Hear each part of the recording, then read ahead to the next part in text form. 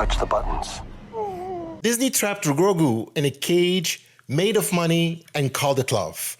Hey everyone, it's Gilbert.K here. Welcome back to my channel. Let me ask you something. When was the last time you watched a character you genuinely love get smaller over time? Not weaker, not killed off, just smaller. Frozen, like someone hit pause on their soul. Because that's what Disney has been doing to Grogu for 4 years. And on May 22nd, when The Mandalorian and Grogu hits theaters, the biggest Star Wars event since The Force Awakens, I want you to watch very carefully. Because what's been sold to you as a coming-of-age story is actually one of the most calculated acts of character suppression in modern blockbuster history. Why we fell in love. Quick history for the uninitiated, and stick around even if you know this because the context matters. 2019, The Mandalorian Season 1 drops on Disney Plus, and the show works not because lightsabers, not because CGI spectacle, but because of smallness. Din Djarin isn't saving the galaxy,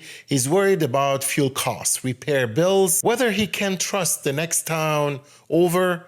It's a Western, a dirty, intimate Sergio Leone in space Western.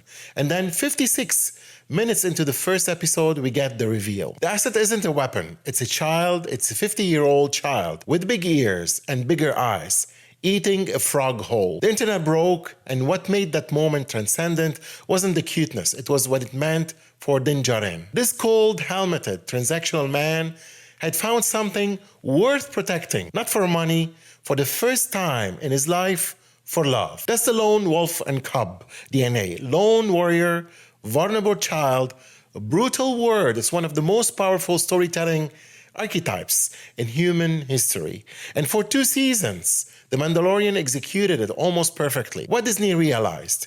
Here's where it gets interesting and uncomfortable. Grogu Baby Yoda to the civilians became the most merchandised character in Disney history within weeks of his reveal. We're not talking modest success, we're talking a $5 billion toy line. Plush dolls, Lego sets, Hot Wheels, phone cases, Baby Yoda soup ladles. And here's the thing about a $5 billion toy line, it depends entirely on one condition. Grogu has to stay cute, he has to stay small, he has to stay baby. Because the moment Grogu speaks full sentences, the moment he grows up, makes hard choices, fails, changes, he stops being a toy, he becomes a character. And characters are complicated. Characters don't sell soup ladles. That's what Disney do. In Season 2, Grogu gets taken by Moff Gideon, rescued, delivered to Luke Skywalker, the Luke Skywalker to be trained as a Jedi. The emotionally correct ending of the lone wolf and cub arc. The child leaves the wolf. The wolf is alone again. It's devastating. It's perfect. It's done. And then Season 3, Grogu comes back. He chose Din over the Jedi path, which fine. A great emotional reunion. But notice what didn't happen. He didn't speak, he didn't age, he didn't change. He waddled around making sounds a golden retriever makes and used the Force to flip. Some guys and the internet said, "Ah," and Disney said, "Perfect. Keep it exactly like that forever." The evidence. Now we have the movie, The Mandalorian and Grogu, and the trailers are generally exciting. Pedro Pascal is magnetic, Sigourney Weaver looks incredible, the scale is massive, New Republic intrigue. But I want you to clock something. Every single Grogu moment in every trailer is the same Grogu. Big eyes, cute sounds, Force powers played for laugh or gasps. He eats something weird, he does something adorable, the crowd goes wild. The marketing calls this coming of age story. But ask yourself, what does coming of age require? It requires change. It requires loss. It requires the character becoming something they weren't at the start. Is Disney willing to let that happen to their most valuable IP? I'm going to make a prediction right now on record that you can screenshot and come back on May 23rd. So here's my official prediction. Grogu will be more capable by the end of this film. He will be more powerful. He might even be more confident. But he will not speak. He will not look meaningfully older, and whatever emotional growth he experiences will be expressed through big eyes and a musical sting, because the moment he becomes a full character, the toy line needs a redesign. Grogu will be more capable by the end of this film. He will be more powerful. He might be even more confident, but he will not speak. He will not look meaningfully older, and what emotional growth he experiences will be expressed through big eyes and a musical sting. Because the moment he becomes a full character, the toy line needs a redesign. And that commercial Cage dressed up as a creative choice is the most honest thing I can tell you about what this movie is. So here's why it still matters. Now, I need to be fair because this isn't a simple villain story. Jon Favreau and Dave Filoni, these guys love these characters. That's not PR. You can feel it in the work. And there's an argument, a real one, that Grogu communicating through action, expression, and force instinct rather than language is actually more sophisticated storytelling than just giving him a voice. The question isn't whether Grogu is well written.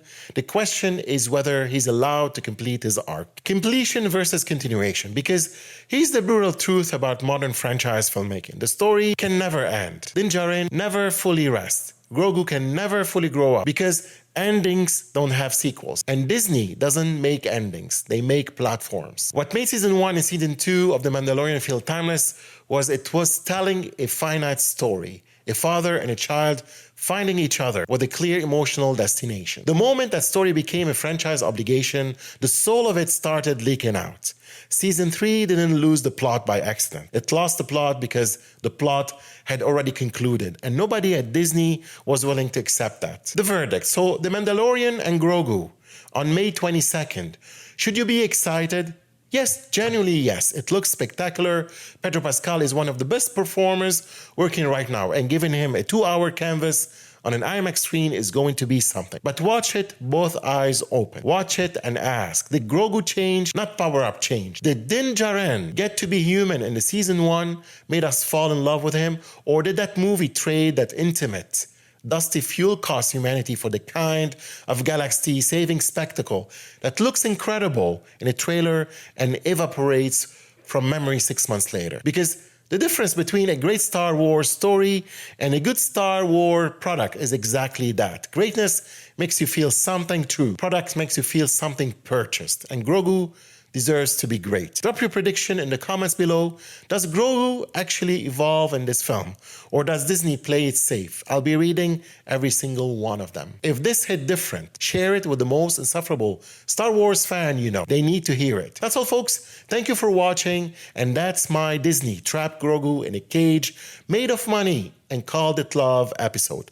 Don't forget to check other episodes on my channel and all podcast platforms for the latest films, series reviews, trailer reactions, and exclusive film industry interviews packed with tips, inspiration, and recommendations. More stories, more insights, and more movie magic waiting for you. See you next one. Until next time, Gilbert.K out.